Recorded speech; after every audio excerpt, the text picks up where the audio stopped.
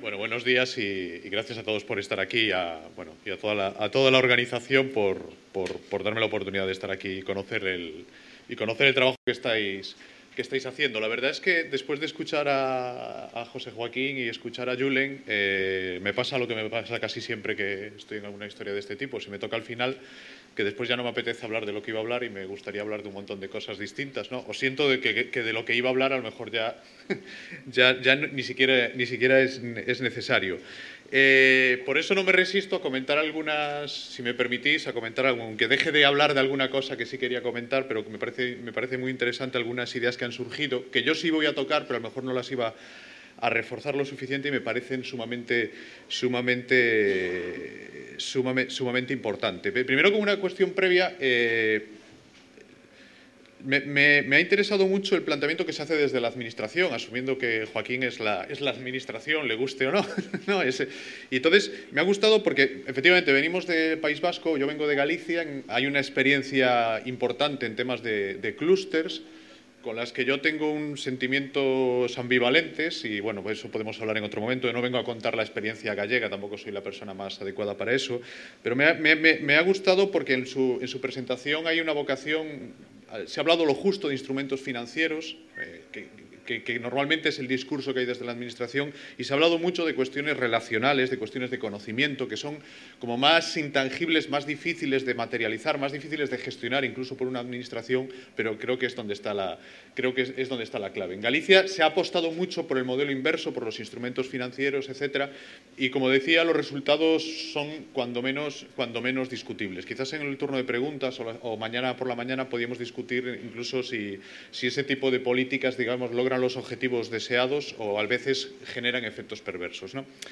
Pero lo que me ha interesado más es un poco lo que un poco inició José Joaquín y sobre todo ha planteado Julen. Vamos a ver, que él ilustró con lo del hemisferio izquierdo y derecho y seguro que casi todos teníamos más dificultad en identificar los colores que en leer las palabras. Y eso viene en el fondo de nuestro sistema educativo y yo creo que de cómo tenemos configurada la sociedad, ¿no? Y de nuestro entorno cultural.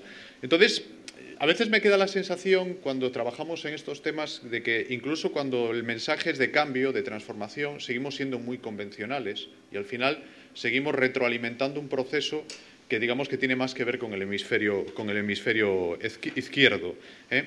Me refiero a que muchas veces pensamos demasiado en la estructura. Se preguntaba antes cuántas ruedas son necesarias.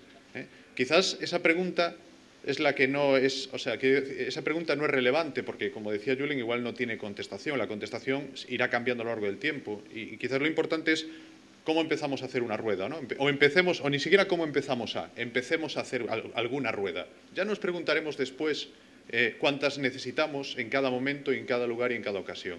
Entonces, a veces las preguntas son importantes porque a veces las preguntas nos pueden direccionar en el sentido que a lo mejor no nos interesa. No quiero decir que lo que pasa en el hemisferio izquierdo no sea necesario, es muy necesario, pero es algo que, por una parte, ya lo tenemos más consolidado. Por otra parte, por suerte o por desgracia, la tecnología y una serie de cuestiones digamos que nos lo automatizan, nos lo hacen más sencillo y el problema es que si solo utilizamos esa visión, tendemos a un proceso convergente. Tendemos a todos pensar lo mismo. Incluso muchas veces los formatos de los eventos tienden a la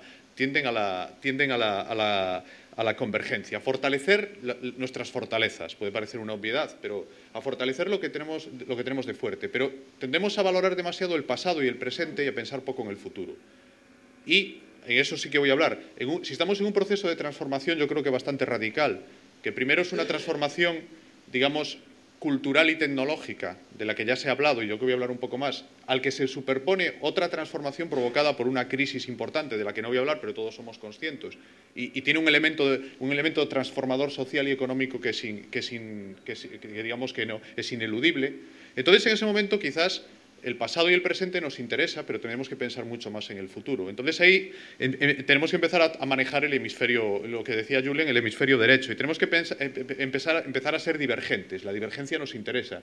Normalmente solo somos divergentes para entrar en conflicto, para criticar. ¿no? En cambio, podemos ser divergentes para generar diversidad, digamos, para aprender. Y yo creo que ese es un tema interesante, para transformar. Y yo creo que todo esto no son solo buenas palabras, que a lo mejor es en lo que nos vamos a quedar en el día de hoy. Esto es necesario, pero no es suficiente, porque estamos reproduciendo el modelo de siempre, el modelo convencional de un evento. Viene una persona a hablar, se pregunta, discutimos, vemos las, etcétera. Esto es necesario, pero no es suficiente. Pero quiero decir que es necesario ponerse manos a la obra. Aprender, digamos, yo utilizo la palabra mucho de pensar con las manos o aprender con las manos, ¿no? Y eso, digamos que no solo son buenas palabras, sino que es una cuestión que tiene su metodología, tiene sus disciplinas, tiene sus formas de lograr esos procesos. Y yo creo que ahí es donde tienen mucho que hacer los clústeres o los clusters, que nunca sé cómo debo decirlo. Yo digo clúster y Julen, como ya ha empezado con lo de clúster, yo le sigo. Y entonces ahí yo creo que es donde este tipo de organizaciones, y por aquí es por donde voy a empezar, es donde este tipo de organizaciones creo que tienen mucho que decir si se diseñan y funcionan de la forma, digamos, adecuada, por decirlo de alguna forma.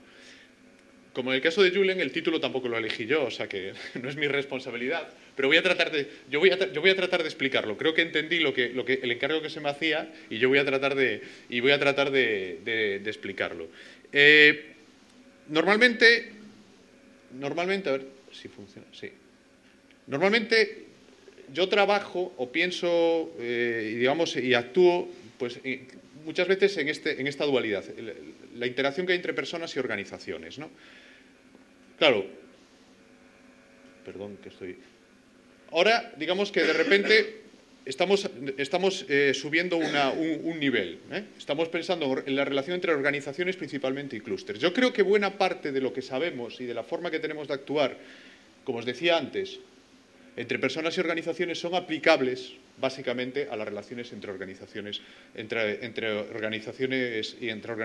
y clústeres. En realidad, esto no es tan simple, si en realidad lo que tenemos es un triángulo en el que tenemos personas, tenemos organizaciones y tenemos los clústeres.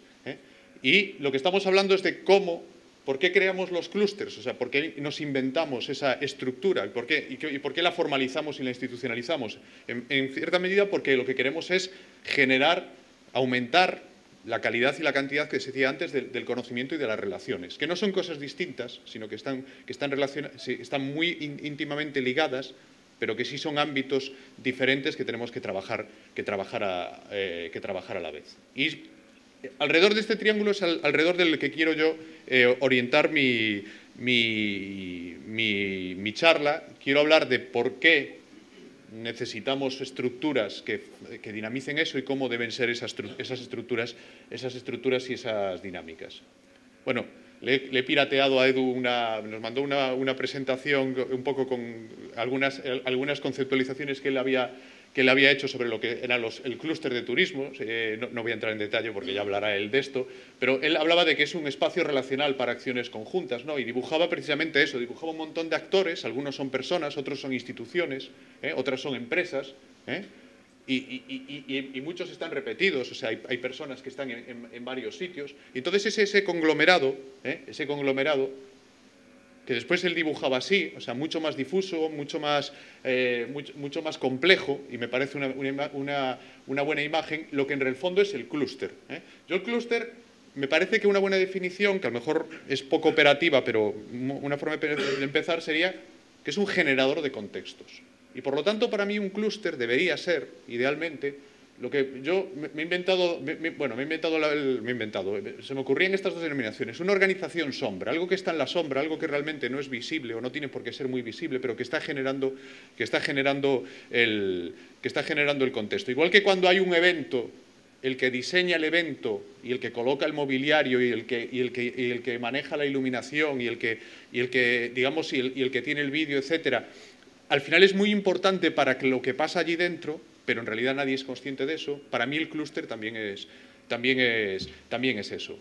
Primer problema, por ejemplo, que yo percibo en Galicia, los clústeres son omnipresentes, o sea, solo se habla de clústeres. Parece que las personas y las organizaciones no existen. Parece que los clústeres son los que hacen la actividad económica, y no es verdad. Y para mí, en el fondo, otra definición sería casi organizaciones sin organización.